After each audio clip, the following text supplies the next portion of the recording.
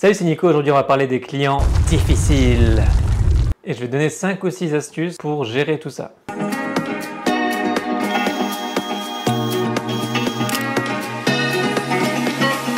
Quand je dis client difficile, il ne faut pas confondre avec client exigeant.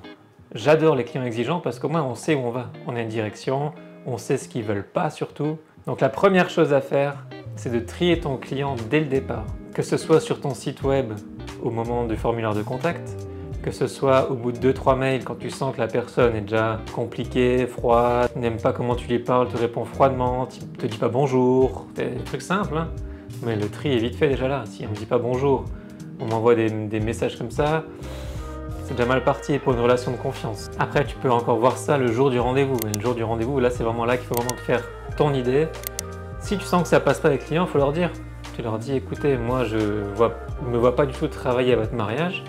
C'est pas grave, je vous conseille quelqu'un d'autre qui saura peut-être mieux vous éclairer, mieux vous guider. Mais j'arriverai pas à travailler avec vous, je ne me sens pas libre dans mes choix, je ne me sens pas libre dans mes photos. Autant que vous gagnez du temps et que je gagne du temps pour libérer cette date, et du coup on ne travaillera pas ensemble. La deuxième façon de bien gérer les clients difficiles, c'est de bien communiquer avec eux. C'est-à-dire que, alors moi j'envoie des questionnaires. J'envoie toujours un questionnaire, d'ailleurs je vais mettre le lien en description, pour savoir où ils veulent aller. Pour savoir comment ils se sont rencontrés, pour poser plein de questions sur eux aussi, pour m'inspirer. Forcément, le jour du mariage, je vais leur sortir une petite blague que j'ai lue dans le truc, une demande en mariage un peu hors du commun, et du coup ça va les faire rire, les détendre, et ça ira mieux le jour des photos. Mais surtout, ça me permet de ne pas avoir de reproches après, en me disant « t'as oublié de faire cette photo ». Non, parce que j'ai une liste de photos à faire, parce que on a bien calé le truc tout au long de l'année qui s'est écoulée avant le mariage. Plus tu vas communiquer avec eux, mieux ce sera.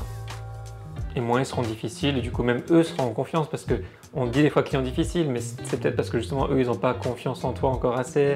Ils se disent ouais c'est comme le jour du mariage, c'est une fois dans une vie, s'ils se loupent. Donc ça c'est à toi de les rassurer aussi en communiquant. Donc le troisième point, ça serait de bien connaître leurs attentes, et c'est pour ça que je parle de questionnaire. Vraiment savoir ce qu'ils veulent pas et savoir ce qu'ils veulent. Et bien leur dire dès le premier rendez-vous, voilà, ça c'est mon style, je shoot moi 1.2, ça sera quasiment flou partout sauf sur vous.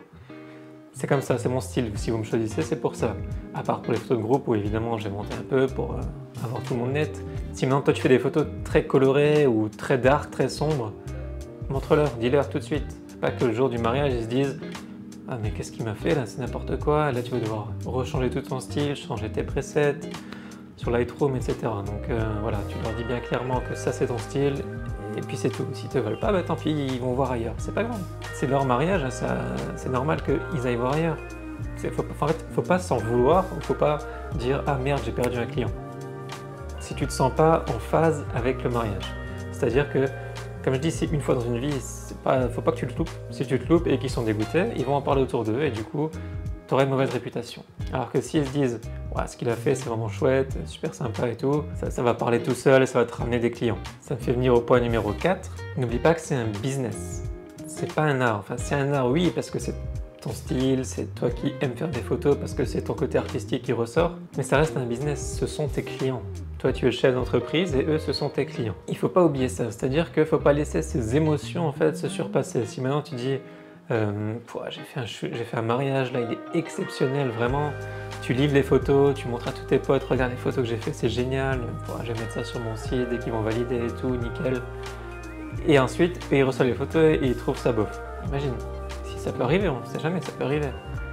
Là tu prends une claque, tu dis mince, j'ai fait un super travail, à mes yeux et à leurs yeux c'est bof. Il y a un truc qui va pas, est-ce que je me remets en question, est-ce que je dois arrêter la photo? Enfin bref, on peut se poser des questions, donc surtout ne laisse pas des émotions rentrer en jeu. C'est un business, ce sont tes clients. Il y a des clients qui seront déçus, c'est comme ça. C'est comme tout, hein. On achète des trucs, on achète une nouvelle voiture, bah voilà, peut-être qu'au bout de 2 mois on est déçu, ça arrive. Et du coup on arrive au point numéro 5 qui est très important, c'est de faire un bon contrat. Se blinder sur un contrat c'est hyper important parce que tu es chef d'entreprise, comme je viens de le dire, tu n'es pas un artiste. Tu n'es pas là pour dire ouais bah viens on va encore faire 1 heure là, on va encore faire 2 heures là, et puis on va faire 12 retouches sur le témoin là. Non, c'est marqué dans ton contrat, temps et temps. S'ils veulent plus, c'est payer plus. S'ils veulent moins, c'est payer moins, forcément aussi. Mais il y a des trucs, alors je vais te raconter une anecdote par exemple qui m'est arrivée il y a 4 ans maintenant peut-être. Il y a 4 ans, je fais des photos donc très loin de chez moi, un vendredi pour un mariage. J'avais encore un mariage le lendemain, le samedi. Donc gros week-end chargé, c'était loin, enfin, les deux endroits étaient très loin l'un de l'autre. Donc j'arrive au mariage, on fait les photos, canicule, bref, bon, conditions un peu difficiles. On fait les photos, on arrive à la salle et puis je vais voir les mariés, je dis écoutez juste où est-ce que je suis assis pour... Et ils me regardent, ils me disent ah, il fallait prévoir un repas? Bah tout le monde le fait en fait. Maintenant ce que je fais, c'est que je le mets dans le contrat, c'est que je le dis aux mariés, il me faut une place à table dans la salle, parce qu'à ce moment-là, à ce mariage-là où justement ils avaient oublié de mettre un repas, j'ai dû négocier avec le traiteur, manger en cuisine, du coup je voyais pas ce qui se passait sur la scène. C'est compliqué, moi je demande toujours d'avoir une place en salle au cas où il se passe. Il y a souvent un témoin qui se lève avec le micro en 2 secondes, il s'est arrangé avec le DJ, t'es même pas au courant, et le témoin il arrive, il fait ouais là je vais faire un discours. Imagine t'es en cuisine, t'as loupé la moitié. C'est des petites choses comme ça qu'il faut mettre dans le contrat. C'est des heures dépassées, c'est pareil, si on a dit que la pièce montée elle venait à 1 heure, bon, si elle est à 1h30 c'est pas grave, mais si elle vient à 3h30, c'est facturé. Et tu restes 2 heures de plus, imagine tu as commencé à 9h du mat pour les préparatifs, tu as fait 9h, minuit, ça fait 15h plus 3h30, ça fait 18h30 que tu es au boulot. Avec 2 appareils sur le dos, en train de suivre partout les mariés en pleine canicule, je te garantis que t'es pas frais à l'heure là. Puis des autres choses bêtes aussi, c'est s'il pleut, qu'est-ce qu'on fait? Si on peut pas faire des photos, ils vont dire bah on fait ça le mardi d'après. Bon, souvent ils les font pas parce qu'il faut repayer la coiffeuse, la maquilleuse, la robe elle est souvent foutue le samedi soir, enfin foutue, il faut la passer au pressing et ça met encore plus de temps. Mais on peut faire les photos un autre jour, il n'y a aucun problème, mais il faut que ce soit marqué dans le contrat.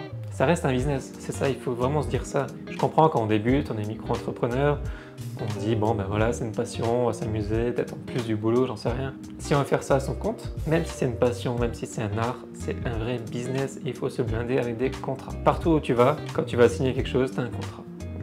Ton contrat Orange il fait 22 pages, tout simplement. Mon 6e point, ça va être de prendre du recul. Parce que ça m'est arrivé à l'époque où j'avais pas justement mon questionnaire, où j'avais pas ma liste de photos à pas louper.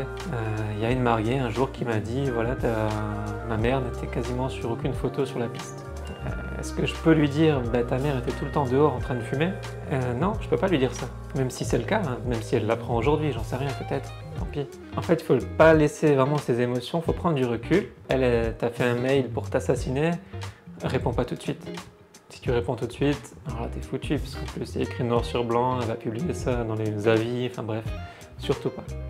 T'attends 2 jours, tu te poses, tu te calmes, tu vas voir des amis, tu sors, tu vas au restaurant, peu importe, tu passes du moment en famille et tu reviens.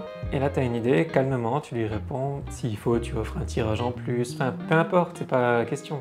Mais c'est pour ça qu'il faut un contrat pour se blinder, un questionnaire pour savoir ce que tu veux, bien connaître leurs attentes, pour pas justement que ce genre de mail arrive, de mail assassin arrive et que tu dois te poser et ensuite répondre et t'arranger. Voilà. Donc c'est comme ça que moi je gère mes clients difficiles.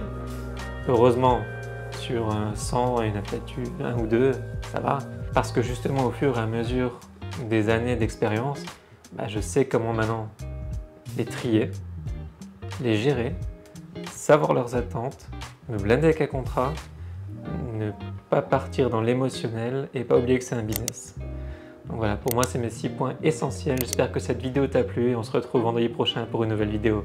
Ciao ciao!